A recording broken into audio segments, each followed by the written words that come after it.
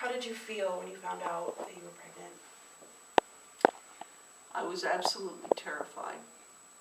I didn't know what to do, and I didn't know, I felt there was no one I could tell.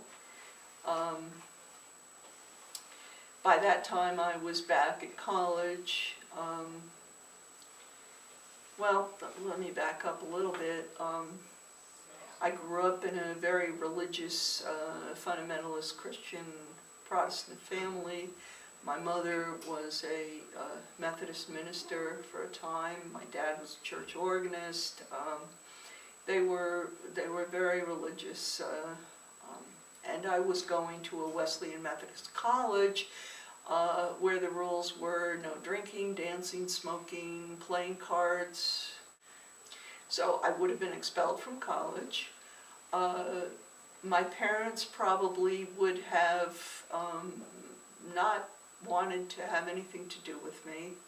I doubt very much if they would have given any support to me in having a child, and they would have been extremely disappointed at my not finishing school, because that was really, for my mother, a very important thing. Mm-hmm.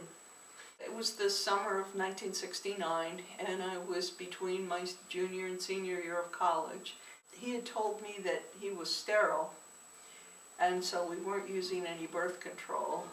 Later on it developed, obviously, that he wasn't, and he said that the reason he thought he was because he was born in Nevada during the nuclear testing. I believed him. I was quite naive, quite innocent. So why did you eventually decide to make the decision that you made?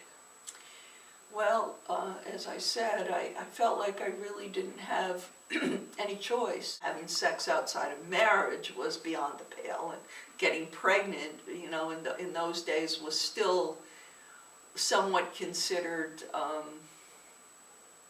the woman's fault, regardless of the circumstances. How did things unfold for you? What was the procedure like?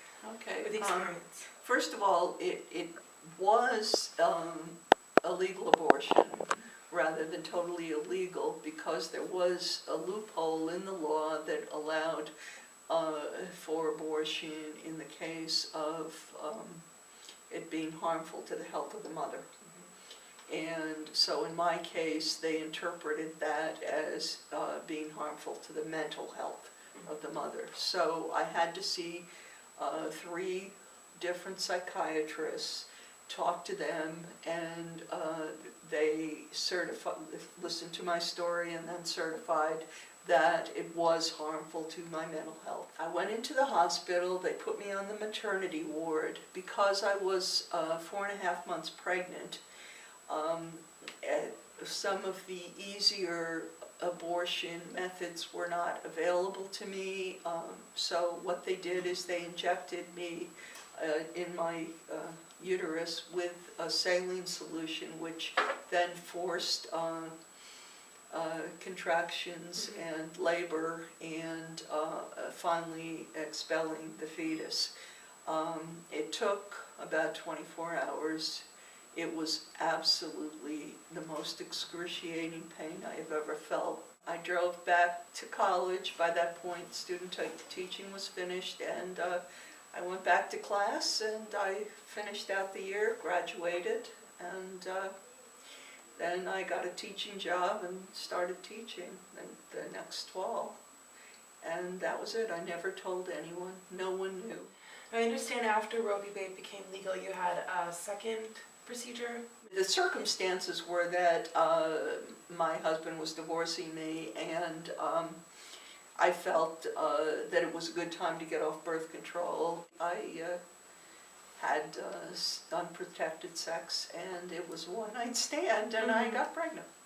I knew immediately that I was pregnant, went to a Planned Parenthood, they confirmed it, and they did the procedure.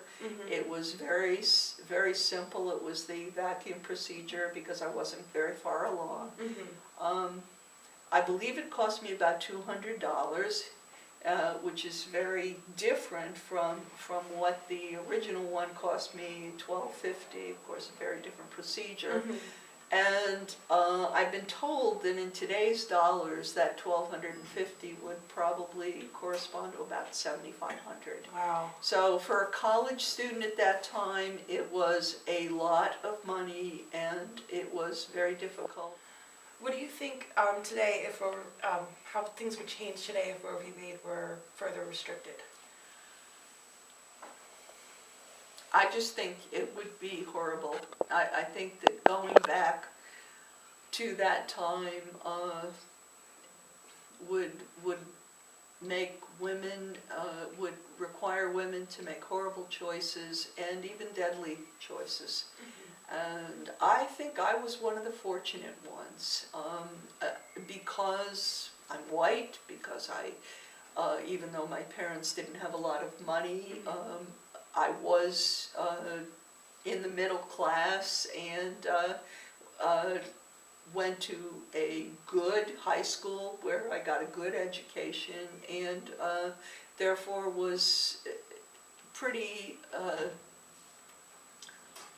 much more able to find these resources and